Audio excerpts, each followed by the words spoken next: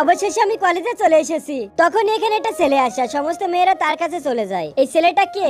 আমাদের কলেজের 3 ভাই পড়ে, এরা যেমন হ্যান্ডসাম তেমন বড় লোক। তুমি 2 বছর বিদেশে ছিলে, এখন এখানে কেন আসছো? কেন তুমি আমার সাথে ভয় পেয়েছো? তখনই আমার হাত থেকে স্প্রে বোতলটি পড়ে যায়, আর এটা ঘোরাতে ঘোরাতে ওদের পায়ের কাছে চলে যায়, আর আমি ওদের মাঝে চলে আসি। তোমার সাহস কিভাবে হলো এখানে আসার? তোমার কোনো সমস্যা হলে আমার সাথে কথা বলো। এ আমার জানুকে বিরক্ত করেছে, ওকে তো আমি ছাড়বো না। এরপর যখন আমি ক্লাসরুমে যাই, রিমা আমার চেয়ারের উপর নোটিস রেখে দেয়। কি হয়েছে, তুমি বসছো না কেন? ম্যাম, এ মনে হয় আপনাকে পছন্দ করে না। এরপর আমি রিমাকে ধাক্কা দিয়ে ওর সিটে বসে পড়ি। ম্যাম, আপনি ক্লাস শুরু করেন। এরপর দিন যখন আমি কলেজে আসছিলাম, তখন রিমা উপর থেকে আমার উপর পানি ফেলে দেয়। আরে আমাকে ক্ষমা করো, আমি ইচ্ছা করে ফেলিনি।